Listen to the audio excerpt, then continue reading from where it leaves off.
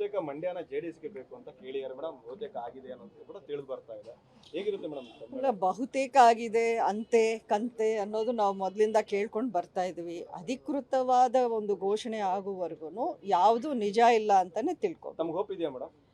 ಖಂಡಿತ ಇದೆ, ತಮಗೆ ಖಂಡಿತ ಇದೆ, ಖಂಡಿತ ಬರುತ್ತೆ, ಸಿಗುತ್ತೆ ತಮಗೆ ಅನ್ನೋದು? ನೋಡಿ, ನಾನು ಒಂದು ವಿಷಯ ಸ್ಪಷ್ಟವಾಗಿ ಹೇಳಕ್ಕೆ ಇಷ್ಟಪಡ್ತೀನಿ.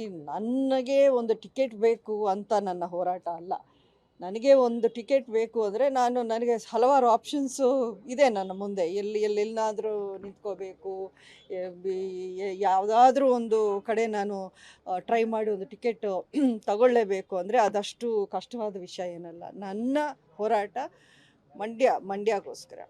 ಮಂಡ್ಯವನ್ನು ಉಳಿಸ್ಕೋಬೇಕು. BJP ಮಂಡ್ಯದಲ್ಲಿ ಒಂದು ಪಕ್ಷವನ್ನು ಇಲ್ಲಿ ನಾವು ಬಿಲ್ಡ್ ಮಾಡ್ಕೊಂಡು ಹೋಗಬೇಕು ಅನ್ನೋದು ನನ್ನ ಹೋರಾಟ. ಈ ವಿಚಾರ ಇಟ್ಕೊಂಡಾಗ ಅದೇ ಜೆಡಿಎಸ್ ಅವರು ಅದನ್ನ ಕೇಳ್ತಾ ಇದ್ದಾರೆ ಅನ್ನೋದು ಆಗ ಅವರಿಗೆ ಆಗುವಂಥದ್ದಾದ್ರೆ ಹೇಗಿರುತ್ತೆ?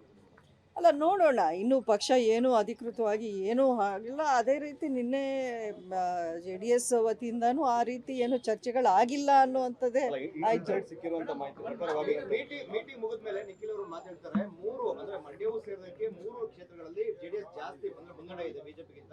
ಹಾಗಾಗಿ ಮಂಡ್ಯ ಸೇರಿದಂತೆ 3 ಕ್ಷೇತ್ರ ನಮಗೆ ಬರುತ್ತೆ ಅಂತ ಹೇಳಿದ್ರು. ಅಲ್ಲ, ಅವ್ರಿಗೆ ಏನು ಬೇಕಾದರೂ ಅವ್ರ ಪರವಾಗಿ ಅವರು ಅಲ್ಲಿ ಮಾತಾಡಿ ಬಂದಿರ್ತಾರೆ, ಅದರಲ್ಲಿ ತಪ್ಪೇನಿಲ್ಲ. ಬಟ್ ಕೊನೆಯದಾಗಿ ಹೈಕಮಾಂಡ್ ಏನು ತೀರ್ಮಾನ ಮಾಡ್ತಾರೋ ಅದೇ ತಾನೇ ಫೈನಲ್ಲು ನಮಗೆ. ಅಮಿತ್ ಶಾ ಅವರು ತಮ್ಮ ಜೊತೆ ಮಾತನಾಡಿ ಮನವೊಲಿಸ್ತೀನಿ ಅಂತ ಹೇಳಿದ್ದಾರೆ ಅಂತ ಮಾತಾಡ್ತಾರೆ. ಇದೆಲ್ಲ ಮಾತು ಅಂತ, ಅದನ್ನೇ ನಾನು ಹೇಳಿದ್ನಲ್ಲ, ಈ ಅಂತೆ ಕಂತೆಗಳಿಗೆ ದೇರ್ ಇಸ್ ನೋ ಎಂಡ್. ಅದಕ್ಕೆ ಪ್ರತಿಯೊಂದಕ್ಕೂ ನಾನು ರಿಯಾಕ್ಟ್ ಮಾಡ್ತಾ ಕುತ್ಕೊಳಕ್ ಆಗೋದಿಲ್ಲ. ಫೈನಲ್ ಮೇಡಮ್, ಈಗಲೂ ತಮಗೆ ಇದೆಯಾ ಮೇಡಮ್?